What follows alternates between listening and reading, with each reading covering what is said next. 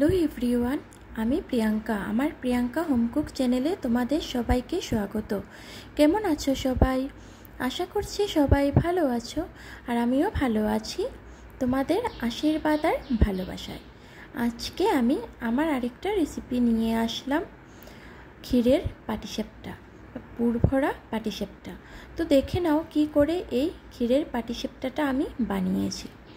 এখানে প্রথমে আগে থেকে চালগুলো ভিজিয়ে রেখেছিলাম, চালগুলো যাতে নরম হয়ে যায় আর গ্রাইন্ড করতে একদম ভালো করে পেস্ট হয়ে যায়। তারপর এখানে ক্ষীর বানানোর জন্য কড়াইয়ের মধ্যে দুধগুলো বসিয়ে দিলাম, আর দুধগুলো বসিয়ে নাড়াচাড়া করতে থাকতে হবে, না হলে নিচে লেগে যাওয়ার সম্ভাবনা আছে। ক্ষীরগুলো একদম ঘন হয়ে যাওয়ার পর নামানোর আগে অল্প চিনি দিয়ে দিলাম। চিনি আমি হাফ বাটির মতো দিয়েছি, আপনারা আপনাদের পছন্দ মতো চিনি ব্যবহার করতে পারেন। চিনি বা গুড় যে কোনো দুইটার মধ্যে একটা ব্যবহার করতে পারেন। তারপরে এখানে ক্ষীরগুলো হয়ে এলে নামিয়ে নেব, আর চালগুলো যে আগে থেকে ভিজিয়ে রেখেছিলাম ওই চালগুলো গ্রাইন্ডারে পেস্ট করে নেব। গ্রাইন্ডারে পেস্ট করে এখানে একটা বাটিতে ঢেলে দেব। তারপরে এখানে ময়দা দিয়ে দেব।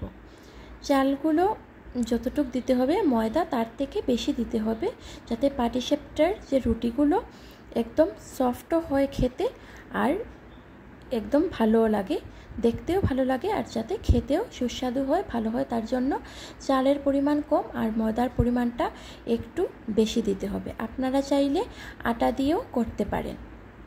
তারপরে এখানে চালের গুঁড়ি আর ময়দা ভালো করে মিক্সড করে নেব। মিক্সড করে এখানে একটা ব্যাটার তৈরি করে নেব, একদম পাতলাও না আবার এত থিকও না। তারপর এখানে একটা কড়াইয়ের মধ্যে অল্প তেল দিয়ে অল্প অল্প করে ব্যাটারগুলো দিয়ে দেব, দিয়ে রুটির আকারে বানিয়ে নেব। বানিয়ে নামিয়ে রুটিগুলোর মধ্যে পুর ভরে পাটিসাপটা একটা একটা করে বানিয়ে নেব। আর এইভাবে গরম গরম তোমরা সার্ভ করতে পারো পাটিসাপটা পিঠা। একদম দুর্দান্ত লাগে এই পাটিসাপটা পিঠাটা খেতে। একবার তোমরা বানিয়ে খেয়ে দেখবে, আর আমাকে জানিও কীরকম লাগলো তোমাদের এই পাটিসাপটা পিঠাটা।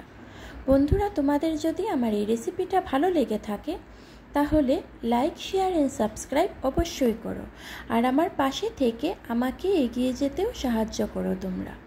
বন্ধুরা, তোমরা যারা আমার এই চ্যানেলে ভিজিট করেছো বা পরবর্তীতে ভিজিট করবে, তোমাদের সবাইকে অসংখ্য অসংখ্য ধন্যবাদ।